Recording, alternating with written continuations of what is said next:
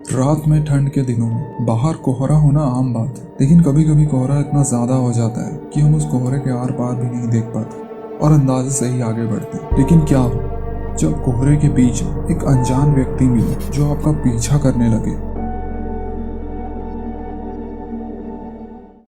भारत के एक छोटे से गांव राजपुर में माधव नाम का एक आदमी रहता था। उसे इस गांव में आए कुछ महीने ही हुए थे।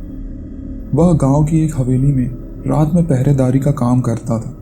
माधव अपनी पत्नी और एक बेटे के साथ पुराने मिट्टी से बने घर में रहता था। उसका घर हवेली से काफी दूर था। हवेली से घर के बीच में एक ऐसा रास्ता था जो दो खेतों के बीच से गुजरता था। ठंड में माधव चिंतित था क्योंकि वह रास्ता रात में वीरान होने के साथ साथ कोहरे की वजह से और भी डरावना प्रतीत होता था।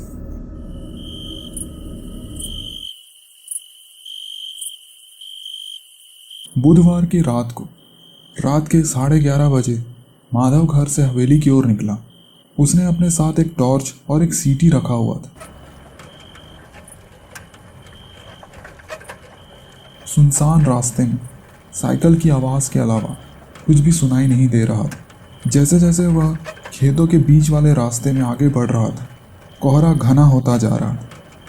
कोहरा इतना घना हो चुका था कि माधव को आर पार दिखाई भी नहीं दे रहा था कि तभी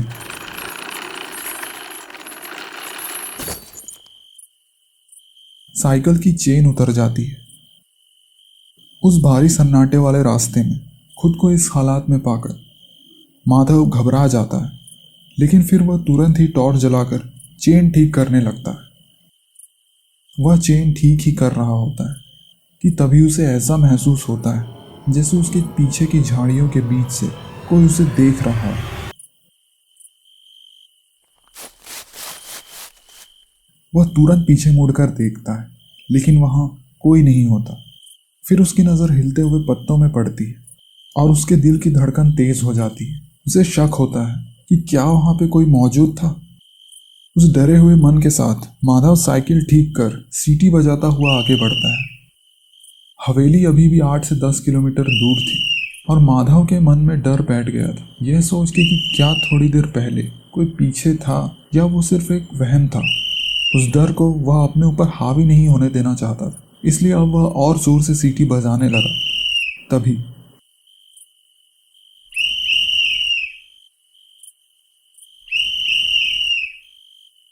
माधव के रोंगटे खड़े हो जाते हैं।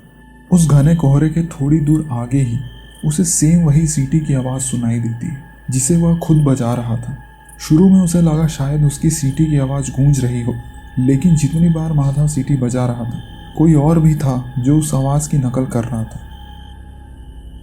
माधव तुरंत ही साइकिल से उतरकर रोड पर टॉर्च जलाता है और तब उसे एक बूढ़ी औरत उस कोहरे के बीचों बीच खड़े हुए दिखाई देती है। उसके बाल बिखरे हुए होते हैं। उस बूढ़ी औरत की आवाज दर्द में कहराने जैसी सुनाई देती है। इस भयानक दृश्य से माधव उभर ही नहीं पाया था कि तभी उसकी नजर उस औरत के पैरों में पड़ती है। उस औरत के पैर उल्टे तरफ होते हैं। उसके पैर देखकर वह थर थर कांपने लगता है और डर में जैसे ही वह एक कदम पीछे लेता है, वह बूढ़ी औरत अचानक से माधव की तरफ भागना शुरू करती है। उस औरत को उल्टा भागते हुए अपनी ओर आता देख माधव साइकिल को छोड़ वहां से दूर भागने लगता है। वह हांफते हुए कुछ दूर भागने के बाद थक कर रोड में गिर जाता है। जब वह पीछे मुड़कर देखता है तो उसे कोहरे के अलावा कुछ नजर नहीं आ रहा था। उसे लगा कि शायद वह बूढ़ी औरत पीछे ही रह गई कि तभी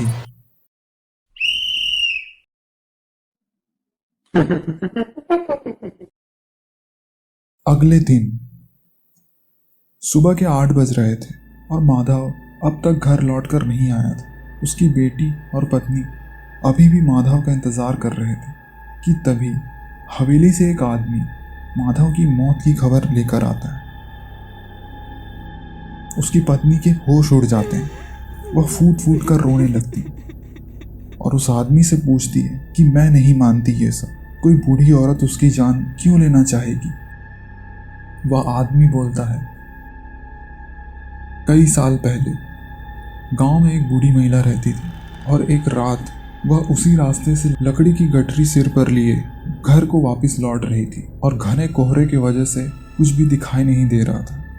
तभी अचानक एक कार वाले ने उसे ठोक दिया और उस हादसे में उसकी मौत हो गई। और तब से जब भी उस जगह में घना कोहरा होता है, वह बूढ़ी महिला का भूत अपने आप दिखाई देने लगता है। लोग कहते हैं कि हादसे के वक्त उसके दोनों पैर मुड़ गए थे